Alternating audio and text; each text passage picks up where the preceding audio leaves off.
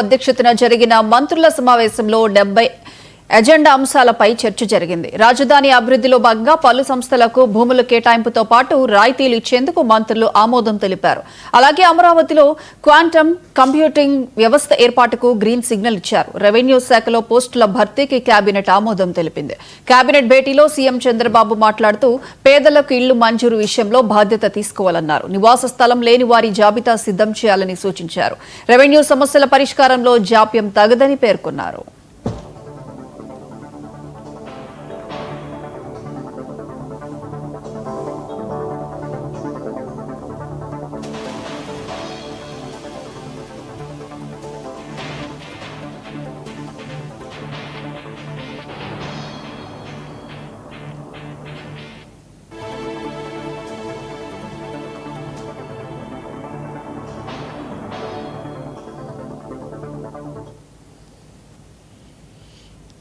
ఎస్సీకి అంశానికి సంబంధించి పూర్తి అప్డేట్స్ మా ప్రతినిధి కొండలరావు ఫోన్ లైన్ అందిస్తారు. కొండలరావు. Thank you Priyanka.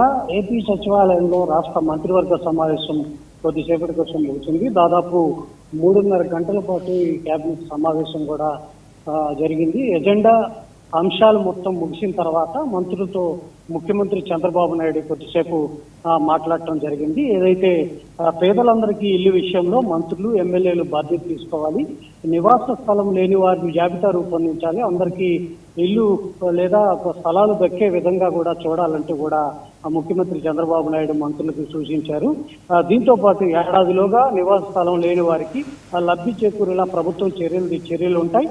ప్రభుత్వం చేసే మంచి పనిని ప్రజల్లోకి తీసుకెళ్లే విషయంలో చొరవ చూపాలంటూ కూడా ముఖ్యమంత్రి చంద్రబాబు నాయుడు మంత్రులకు సూచించడం జరిగింది.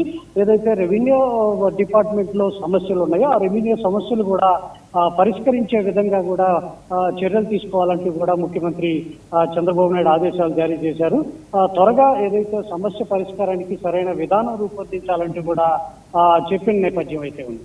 అయితే ఏదైతే కొంతమంది ఎమ్మెల్యేల పనితీరు బాగాలేదు, వాళ్ళ పనితీరు మెరుగుపరచుకోవాలంటూ ముఖ్యమంత్రి చంద్రబాబు నాయుడు చెప్పిన సందర్భం ఉంది. ఇవి ఏదైతే ఎమ్మెల్యేల పనితీరు మెరుగుపరిచే విధంగా కూడా ఆ స్థానిక ఏదైతే ఇన్ఛార్జి మంత్రి ఉన్నాడో ఆ మంత్రికి బాధ్యతలు అప్పచెప్పారు. ఈ మంత్రి ఖచ్చితంగా ఎవరైతే ఎమ్మెల్యే ఉన్నారో మెరుగుపరచు పని తనం మెరుగుపరచుకోవాలి. అంటే ప్రజా సమస్యలు కావచ్చు, లేదా పెన్షన్ విషయంలో కావచ్చు, లేదా ఏదైతే సీఎంఆర్ఎఫ్ విషయంలో కూడా కొంతమంది ఎమ్మెల్యేలు పనితీరు సరిగ్గా లేదంటూ కూడా ముఖ్యమంత్రి చంద్రబాబు నాయుడు మంత్రులకు చెప్పిన విధానం ఉంది. ఈ మంత్రులు ఇన్ఛార్జి మంత్రులు ఉన్నారు, వాళ్ళని ఎమ్మెల్యేలను మార్చే విధంగా వాళ్ళ పనిని మెరుగుపరిచే విధంగా చర్యలు తీసుకోవాలి. నెక్స్ట్ కేబినెట్ సమావేశానికి కూడా మంత్రులందరూ పనితీరు ఎమ్మెల్యేల పనితీరు మారే విధంగా చూడాలంటూ కూడా ముఖ్యమంత్రి చంద్రబాబు నాయుడు చెప్పిన నేపథ్యం ఉంది. మరోపక్క ఏదైతే విశాఖలో జరగనున్న సిఐఏ సమ్మిట్ ఉందో దానికి సంబంధించి మంత్రులతో ముఖ్యమంత్రి చంద్రబాబు చర్చించారు. పెట్టుబడులు భాగస్వామ్య సదస్సుపై యువతకు అవగాహన కల్పించాలి, సదస్సులో చర్చలు ఒప్పందాలను విద్యార్థులకు తెలియజేయాలంటే కూడా ముఖ్యమంత్రి మంత్రులకు చెప్పారు. మంత్రులు అందరూ కూడా వైజాగ్ సంబంధించి ప్రచారం చేయాలంటూ కూడా చెప్పిన సందర్భం ఉంది. మరోపక్క పుట్టపర్తిని ఆధ్యాత్మిక కేంద్రంగా తీర్చిదిద్దేలా చర్యలు చేపట్టాలి.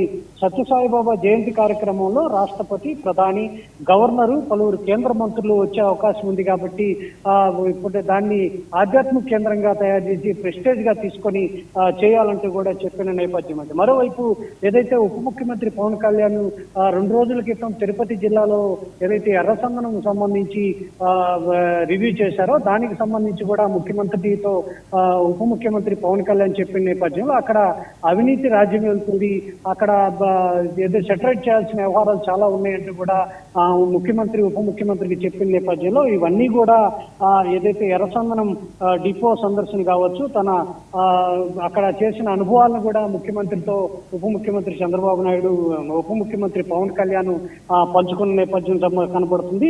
ఏదైతే పట్టుబడిన ఎర్రచందనంతో పాటు పరికరాలు తయారీ ప్రతిపాదనలు పరిశీలిద్దామని ముఖ్యమంత్రి చంద్రబాబు నాయుడు కూడా ఉప ముఖ్యమంత్రి పవన్ కళ్యాణ్ కి చెప్పిన సందర్భం అయితే ముఖ్యంగా ఏదైతే అసంతృప్తిగా ఎమ్మెల్యేల పైన ముఖ్యమంత్రి అసంతృప్తి అయితే వ్యక్తం చేసిన నేపథ్యం ఉంది. మంత్రులందరూ కూడా ఇన్ఛార్జి మంత్రులు ఆ నియోజకవర్గంలో ఎమ్మెల్యే ఎవరైతే పనితీరు బాగాలేదో వాళ్ళ పనితీరు మెరుగుపరుచుకోవాలి, మెరుగుపరిచిన లక్ష్యంలో వాళ్ళ మీద చర్యలు ఉంటాయంటూ కూడా ముఖ్యమంత్రి చెప్పారు. మంత్రులందరూ కూడా వాళ్ళ పనిని మెరుగుపరిచే విధంగా చూడాలంటూ కూడా చెప్పిన నేపథ్యం.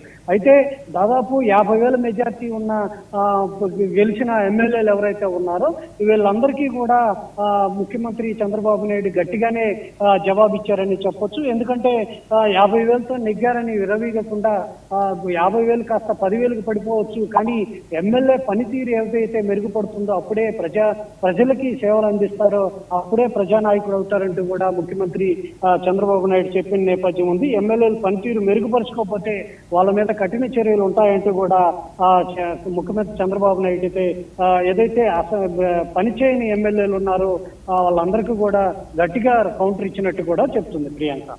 Right Kondalarao, thank you.